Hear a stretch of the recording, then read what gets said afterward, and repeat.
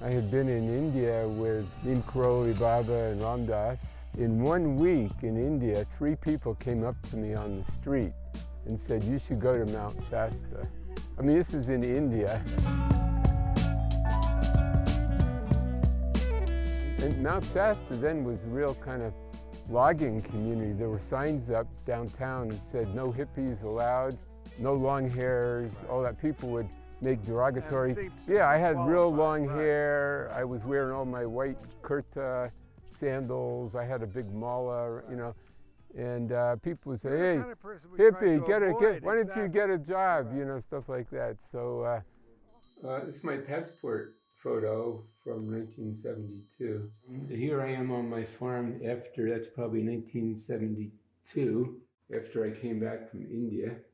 I lived off the land pretty much. Oh, here's me with Ram Dass, that's me there. Well, that's the whole group I was with in India. I'm not in that photo. They said we're taking photo now, and I said, that's an ego trip. I don't want any part of it. So now I kick myself that I did. I was like in my room around the corner, you know. So. Oh, that's strange. Where is that? I have a much better picture. Someplace. Oh, okay, I found it. That's how I used to see Saint Germain on the etheric plane. That's more his light body appearance. I came up here and camped out on the mountain, fasted for 5 days, and one morning I woke up and I heard somebody talking to me, and I looked around. The sun hadn't come up yet, but it was light. I looked around, who's that? I couldn't see anybody. Right. But this voice, whoever it was, knew all about me, knew my past, present, and started talking about my future. Yeah, he said, and I want you to change your name to that of the mountain. And I went, Mount Shasta? And he said, that's it. And I said, no way. See, all my friends in India took Indian last names. Right. And I didn't. I deliberately did not ask Maharaji for an Indian name because, you know, I had a name, it worked for me. So to me, it seemed a little phony for an American to take a Hindu name. But then Saint Germain said, take Mount Shasta as your name. And I thought, that is really weird. That's even weirder. So I said, I won't do it. And he said, yes, you will. And I said, no, I won't. And then, like, I had this argument with Saint Germain. I didn't know it was Saint Germain at the time. But he said, well, we shall see. You know, we shall see. So the name Shasta is someone who tries to live according to divine law, which is what I try to do. Come on. Oh, there they go.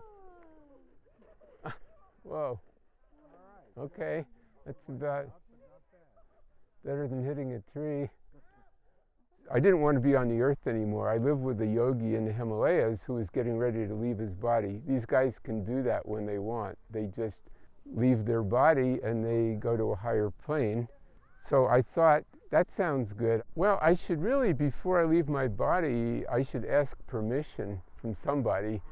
You know, the story was that when you become enlightened, you just merge with the infinite and you're gone. So I didn't think there was really anybody up there who knew about me or listened to me or anything.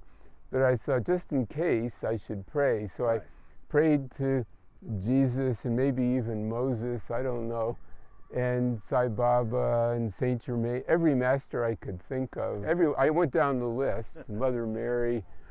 I was sitting there just doing the Vipassana, and suddenly a guy materialized out of thin air, like Obi-Wan Kenobi, you know, in front of me, just wearing jeans, regular guy about my age, and he said, Peter, your prayer has been heard.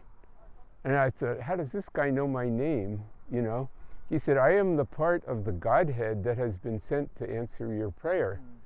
And I thought, that's interesting. It's the first time in my life a prayer has been answered. He said, you can leave your body if you want, but I want to show you something first before you give me your answer. Then he touched me on the third eye. Next thing I know, I'm outside my body, looking back. There's the physical body there. There's another body here. And then he put his arm around me, and he took me up off the earth somewhere.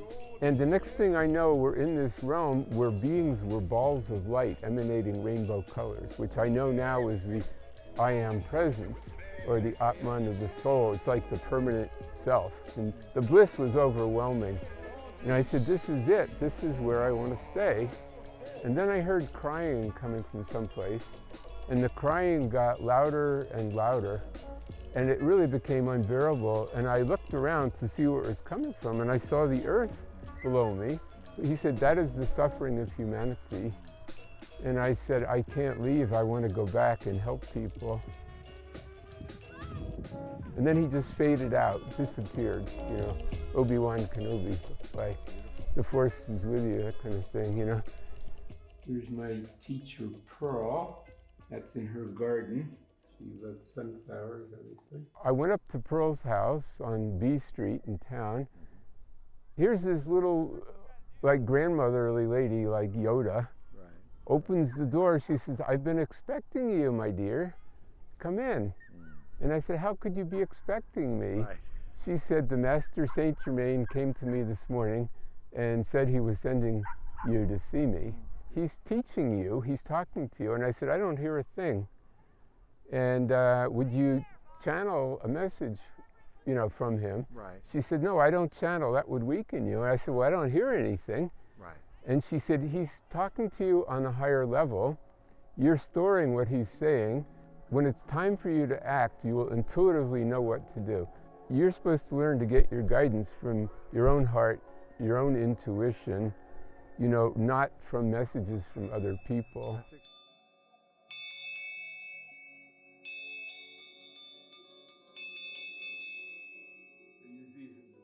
Oh, that's great. Thank you for sharing my that. teacher, Sai Baba, I visited in India.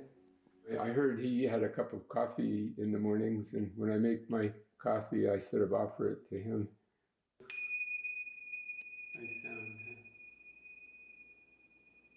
You know, she asked me where I'd been. I told her about all these gurus, you know, that I'd met in India, and Neem Karoli Baba and Sai Baba and so on. And then I kind of said, well, you know, like, what do you do?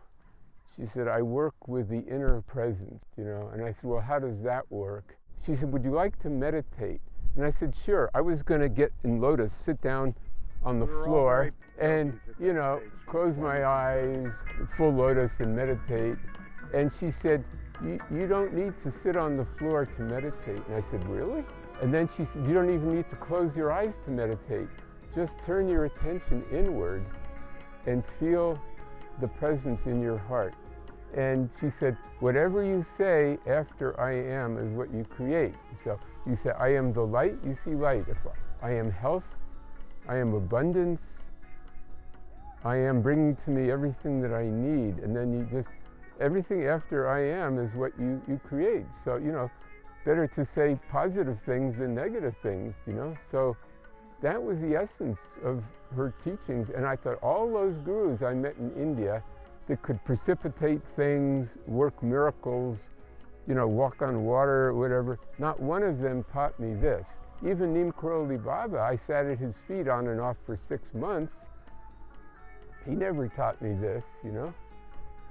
Now, he appeared to me since then, and he said, you finally got it. Oh, good. Well, you're a little slow, but you finally got it, you know what I mean?